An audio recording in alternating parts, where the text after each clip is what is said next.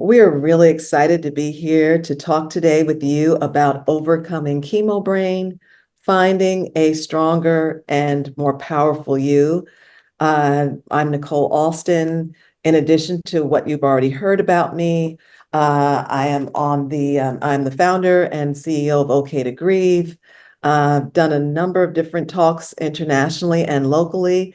And one thing I really love about my work is being able to come up with creative interventions for experiences of loss and grief. And Tamara, I'll turn it over to you. All right. Thank you, Nicole. Well, my name is Tamara Fisher, and you heard already my work and the years. But what I really want to attest to is just my love for oncology and the oncology patients. I absolutely am just honored and privileged to be able to walk alongside patients and their families as they move through this journey, and the strength, the perseverance, the hope, the joy that is just exuberated through the patients and families. It's an honor, and I've taken so much from the patients and families of their joy and their strength as they move through this cancer journey. And I've implemented it even in my own life as I face challenges.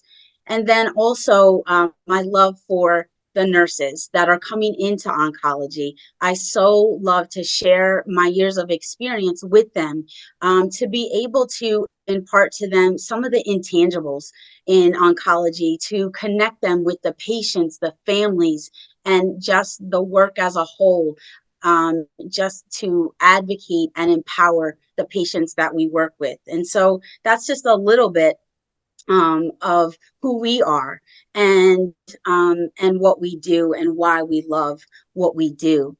And so before we jump into this discussion about chemo brain, we just wanted to take a moment, knowing that this is an amazing conference with some wonderful speakers, phenomenal information. And I know as a nurse, and I'm sure Nicole knows too, when we go to conferences, there's so much information and so much to take in that we just want to take a moment to just be able to breathe, to gather our thoughts, so that we can then, the information that we're going to move through, that you'll be able to receive it. Hopefully it brings you hope to be able to implement some of these strategies into your life and just create that healthy, positive journey. And so I want you to take a look at this picture. And this is a picture actually that Nicole took on one of her walks. And I want us to enter this picture. I want you to step onto the path. And as you're coming around the corner and you're walking through the trees and in the shade, feel the coolness, feel the energy, feel the refreshing as you're moving underneath the trees. Just hear the birds as they're singing, and the squirrels as they're running across the path in front of you, chasing and playing with one another.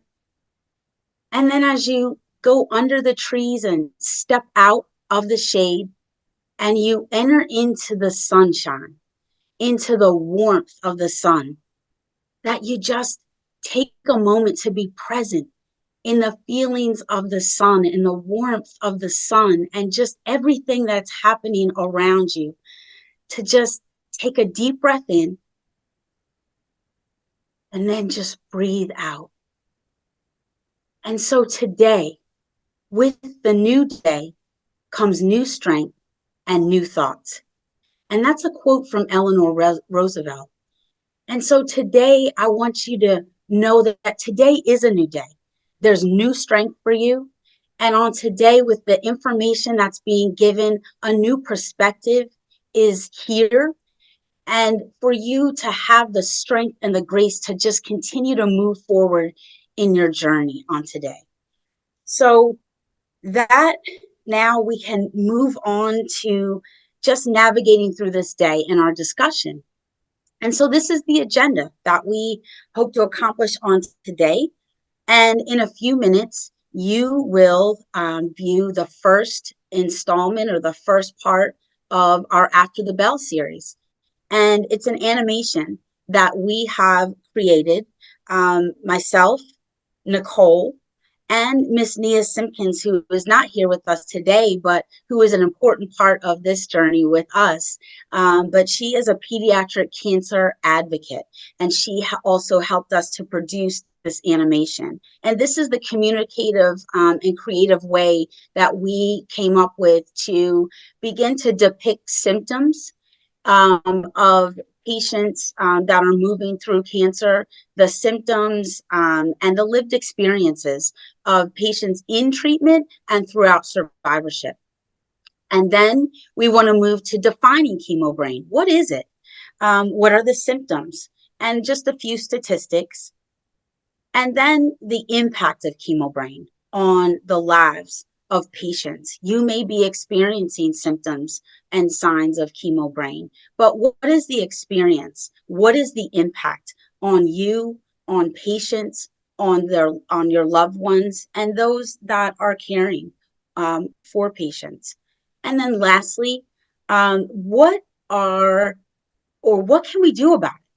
What can we do about chemo brain? Now that we know what chemo brain is, now that we know that there obviously are impacts of chemo brain, what can we do? So we're going to talk about social prescription, and we're also going to talk about some coping strategies. And so now Nicole is just going to share our why we're here and why we do what we do. Nicole? Thank you, Tamara. I'm still back at the picture, thinking about the birds and everything. Thanks so much for really just creating such a pleasant atmosphere. This you might be wondering, how did a social worker like myself, a nurse, and a pediatric cancer advocate come together to want to create an animation? Well, the answer is pretty simple. Our lives have been touched by cancer. And this lovely lady here is my late grandmother. She died about 8 years ago of cancer. And we really wanted to honor family members whose lives have been touched by cancer, and particularly those friends and family members who have the experience of chemo brain. And so additionally, we're here to explore and validate lived experience of cognitive challenges related to either chemotherapy or a diagnosis of cancer. And we hope that, that by doing this, we can engage patients, families, the people who love them through creative communication. Again, this is the first of hopefully a series to be able to identify and to address these experiences of a large number of survivors. You may find yourself or someone you know in some of these experiences, and you may have many other experiences that you can share.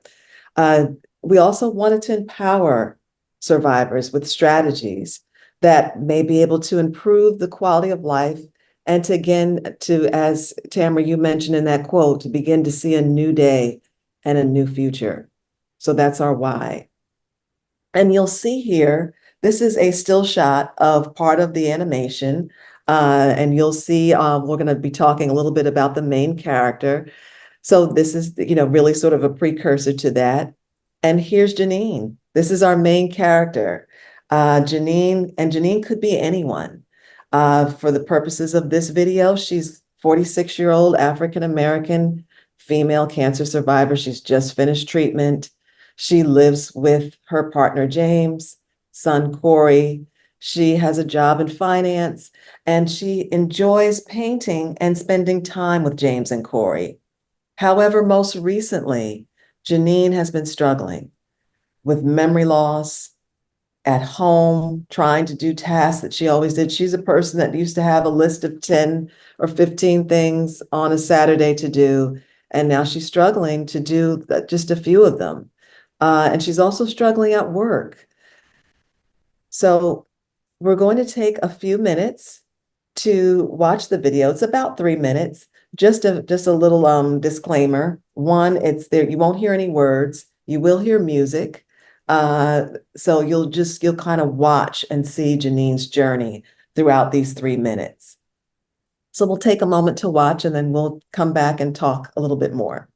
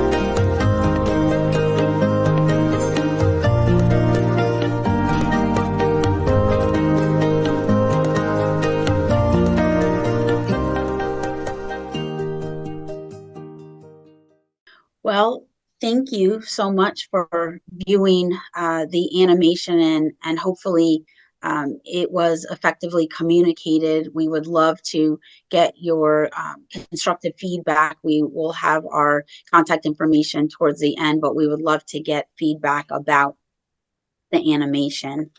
And so now we are going to move into what is chemo brain, defining it. And most times when people hear the word chemo brain or the words chemo brain, that there's an image that presents itself and usually involves difficulty with thinking or memory loss. And so, as defined by the National Cancer Institute, it's a term that's commonly used to describe thinking and memory problems that a patient with cancer may have before, during, or after cancer treatment.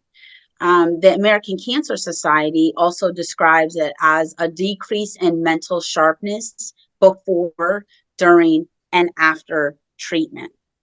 And so we know that the chemo brain definitely affects the cognitive function in cancer patients. We know that some of these symptoms certainly are not tangible and are hard to communicate. And what we do understand is that with the research, with the communication of the signs and symptoms from patients and providers, that there is now a more encompassing term, which is cancer-related cognitive impairments.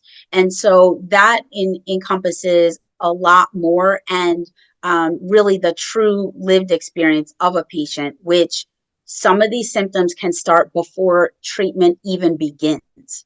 And then the symptoms can also continue long after cancer treatments even end. And so as we move forward to the symptoms, we know that there are many symptoms that can manifest with chemo brain. But these here that are listed are some of the common symptoms that we see. One is disorganized behavior or thinking patterns, trouble concentrating or focusing, paying attention, learning, memory loss, confusion, difficulty making decisions, even finding words can become difficult. And so, looking at those symptoms, as we look at the causes, a brain tumor can certainly develop chemo brain because of the location of the tumor on the brain. And then we talked about some of the treatments. So chemotherapy, which is where the term chemo brain came from, chemotherapy, but also radiation therapy, hormone or endocrine therapy, surgery. Any of the cancer drugs that are fighting cancer can certainly cause chemo brain. And then when we think about the diagnosis of cancer and the stress and the anxiety and the fear that can come with that diagnosis, we understand that before treatment even begins with the diagnosis, these symptoms can begin to show themselves and people can begin to experience them. And so anemia, low blood counts, fatigue, infection, right? Sleep problems and nutritional problems, not being able to take in enough nutrition or the right nutrition. And then, as I've mentioned, stress and anxiety, which can lead to depression. And so those are some of the causes, some of the known causes. And so the next question that usually surfaces from patients is, okay, now that I know that I am experiencing some of these symptoms and I am moving through some of these cognitive challenges, how long is this going to last? And that's a common question. And what we know is that chemo brain can begin to resolve after chemotherapy treatment has been completed or the chemotherapy has moved out of the body system, that the mental fogginess, the memory challenges, they can begin to lift and decrease. And it is true that sometimes time is a healer and it is able to lift and decrease some of these symptoms that are experienced. But what we also know is that chemo brain, unfortunately, can also last many years. And so even though treatment is completed, surgery is completed, radiation has completed, that the symptoms of chemo brain can continue on for many years. And so the brain is an amazing organ and it can adapt, it can reroute, it can make new pathways responding to situations and crises and moods. But because of the effects on the brain centers, the ability can be suppressed or shut down. And so we're going to look at what some of the prevalence of chemo brain is. And these numbers are big. They're huge. 75% of patients that have cancer and move through treatment experience chemo brain. 75%. That's the higher number. And then 35% of cancer patients experience those long-term effects that we were talking about for weeks, months, and even years. And these effects certainly can cause frustration and loneliness, anger, isolation. And what we do know is when we're looking ahead at the number of cancer diagnoses that will occur over the years, when we look at 2040, which seems like it almost seems like the 1999, right? When we were moving into 2000, but 2040 seems so long, far away, but it's not. It's 15 years. And in 15 years, 30 million, almost 30 million new cancer cases are expected. 30 million. And so when we look at 75% of 30 million people experiencing chemo brain, we're looking at 23 million lives that will experience these cognitive challenges. And the long-term effects, when we look at the 35%, we're looking at almost 11 million people. And so what we want to do is, because this is too many lives that this is affecting, too great an impact, what we want to do is be a voice and continue to shine a light on this symptom of chemo brain to providers, to give more understanding to caregivers and cancer programs all around the world, to understand the impact and to begin to advocate and support and help patients navigate through in a healthy way chemo brain for their overall mental and physical well-being.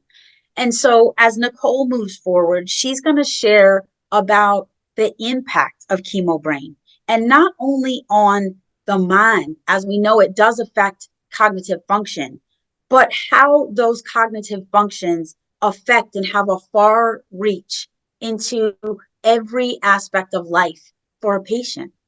Nicole? Yes, thank you, Tamara. And just to go back, the numbers are startling, what you shared. So going back to the 75% as the higher number, 12% as the lower number. So they're estimating a range, a very wide range of people who will be affected by this going forward. And as you said, thanks so much for sharing. And we know a little bit more about what this is, what chemo brain is, and the far-reaching impact as we think about going forward. It affects the whole person. And so we're going to be talking about beyond signs, beyond symptoms, and beyond the numbers. You saw with like Janine that she was struggling. You can see in the picture, she's looking in the mirror. Who am I now? And if you look back on the other side of that picture, here she is at work like this rock star. And it's like, wait a minute, what happened here? So we're going to be talking a little bit about that. We're thinking about the psychosocial impact, the strain on family relationships. We know what we know about going through treatment and caregivers and family members, financial strain, the strain in terms of maybe it's childcare, the strain, like I said, in terms of finances, because maybe somebody has to stop working. There are a lot of reasons why there's a strain on family relationships during this time.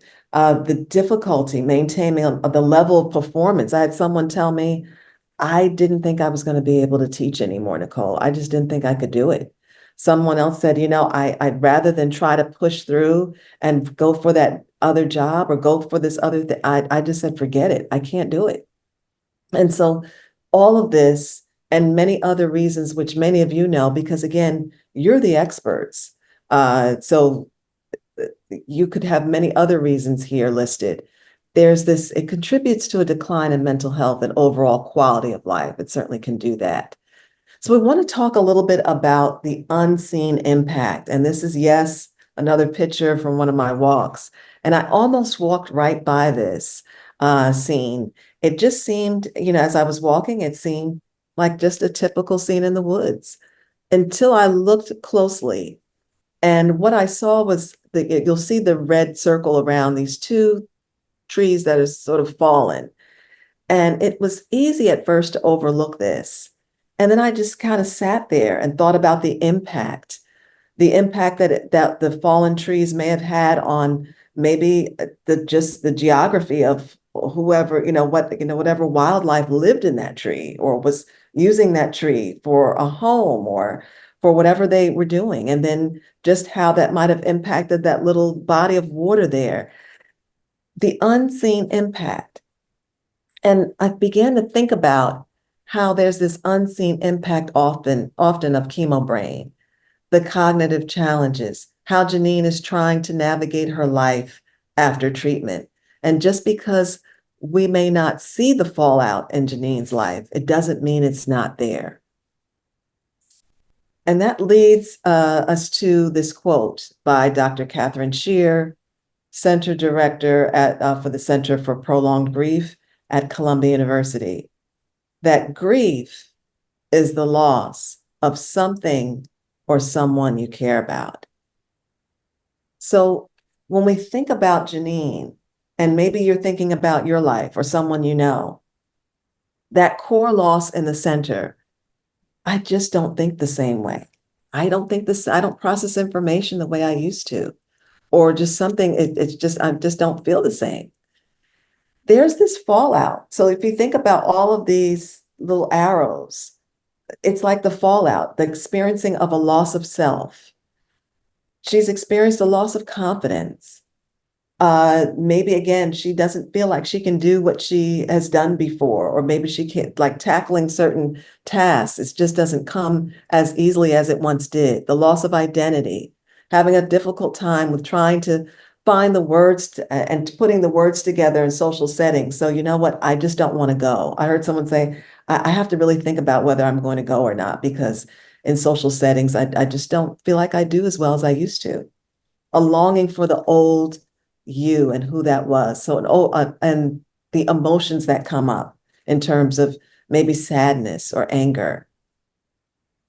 And so we want you to maybe just reflect for a moment, because in the busyness of life, and as I mentioned earlier, a lot of people have told me, I just didn't even have time to grieve. And so in the busyness of life, we can almost forget that there have been losses. And we want you to have a chance to even acknowledge what has been lost. What is it that you've lost? And so once you do that, the other idea we want you to think about is, how do you begin to rebuild your life around the reality of what's been lost? Surgeon General Vivek Murthy said this in a podcast: one of the most powerful medicines we have is love, and the vehicle through which that love is delivered are relationships. Another picture that I took while walking. These birds, they're socially distant still, but you can't tell me that they're not a community.